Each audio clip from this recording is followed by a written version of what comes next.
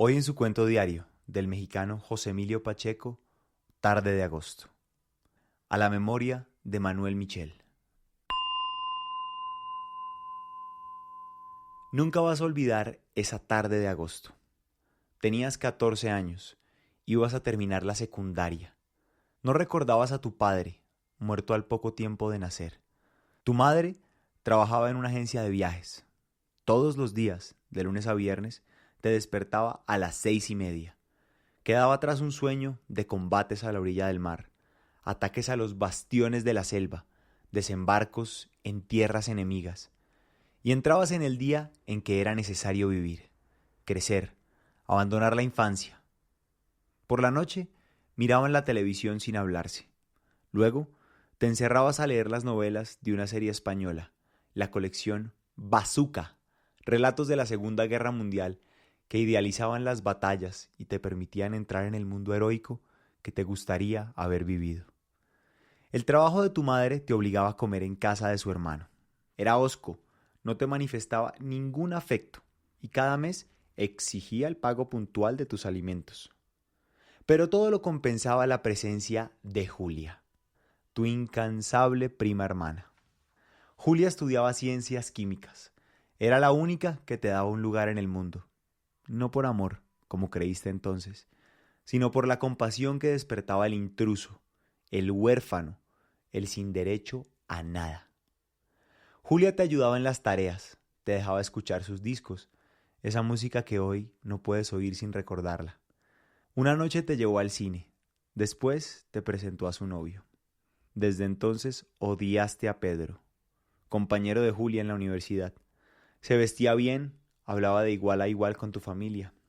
Le tenías miedo, estaba seguro de que a solas con Julia se burlaba de ti y de tus novelitas de guerra que llevabas a todas partes.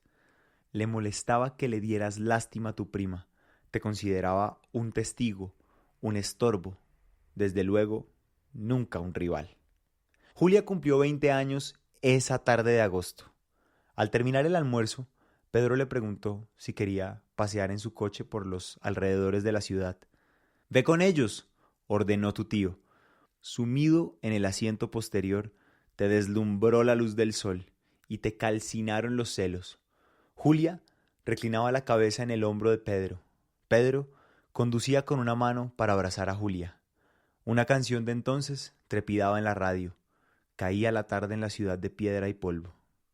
Viste perderse en la ventanilla las últimas casas, y los cuarteles, y los cementerios. Después, Julia besaba a Pedro, tú no existías, hundido en el asiento posterior. El bosque, la montaña, los pinos desgarrados por la luz llegaron a tus ojos, como si los cubrieran para impedir el llanto. Al fin, Pedro detuvo el Ford frente a un convento en ruinas. Bajaron y anduvieron por galerías llenas de musgos y de ecos. Se asomaron a la escalinata de un subterráneo oscuro. Hablaron, susurraron. Se escucharon en las paredes de una capilla en que las piedras transmitían las voces de una esquina a otra. Miraste el jardín, el bosque húmedo, la vegetación de alta montaña. Te sentiste ya no el huérfano, el intruso, el primo pobre que iba mal en la escuela y vivía en un edificio horrible de la colina Escandón, sino un héroe en Dunkerque, Narvik, Tobruk, Midway, Stalingrado, el Alamein, el desembarco en Normandía, Varsovia, Monte Cassino, las Ardenas, un capitán del Afrika Korps, un oficial de la caballería polaca, en una carga heroica y suicida contra los tanques hitlerianos. Rommel, Montgomery, von Rundstedt, Zhukov. No pensabas en buenos y malos, en víctimas y verdugos. Para ti, el único criterio era el valor ante el peligro y la victoria contra el enemigo. En ese instante, eras el protagonista de la colección Bazooka, el combatiente capaz de toda acción de guerra, porque una mujer celebrará su hazaña y su victoria resonará para siempre. La tristeza se dio lugar al júbilo. Corriste y libraste de un salto los matorrales y los setos, mientras Pedro besaba a Julia y la tomaba del talle. Bajaron hasta un lugar en que el bosque parecía nacer junto a un arroyo de aguas heladas, y un letrero prohibía cortar flores y molestar a los animales. Entonces Julia descubrió una ardilla en la punta de un pino y dijo: «Me gustaría llevármela a la casa». «Las ardillas no se dejan atrapar», contestó Pedro.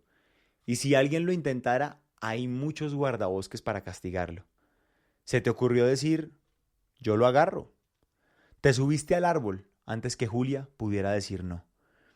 Tus dedos lastimados por la corteza se deslizaban en la resina. Entonces la ardilla ascendió aún más alto. La seguiste hasta poner los pies en una rama. Miraste hacia abajo y viste acercarse al guardabosques y a Pedro que, en vez de ahuyentarlo en alguna forma, trababa conversación con él, y a Julia tratando de no mirarte y sin embargo viéndote. Pedro no te delató y el guardabosques no alzó los ojos, entretenido por la charla. Pedro alargaba el diálogo por todos los medios a su alcance. Quería torturarte sin moverse del suelo. Después presentaría todo como una broma pesada, y él y Julia iban a reírse de ti. Era un medio infalible para destruir tu victoria y prolongar tu humillación. Porque ya habían pasado 10 minutos. La rama comenzaba a ceder. Sentiste miedo de caerte y morir, o, lo peor de todo, de perder ante Julia. Si bajabas o si pedías auxilio, el guardabosques iba a llevarte preso. Y la conversación seguía, y la ardilla primero te desafiaba a unos centímetros de ti, y luego bajaba y corría a perderse en el bosque, mientras Julia lloraba lejos de Pedro, del guardabosques y la ardilla, pero de ti, más lejos, imposible. Al fin el guardabosques se despidió. Pedro le dejó en la mano algunos billetes y pudiste bajar pálido, torpe, humillado, con lágrimas que Julia nunca debió haber visto en tus ojos, porque demostraban que eras el huérfano, el intruso, no el héroe de Iwo Jima y Monte Cassino.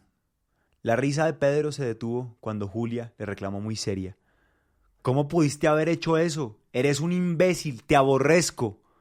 Subieron otra vez al automóvil. Julia no se dejó abrazar de Pedro. Nadie habló una palabra. Ya era de noche cuando entraron en la ciudad.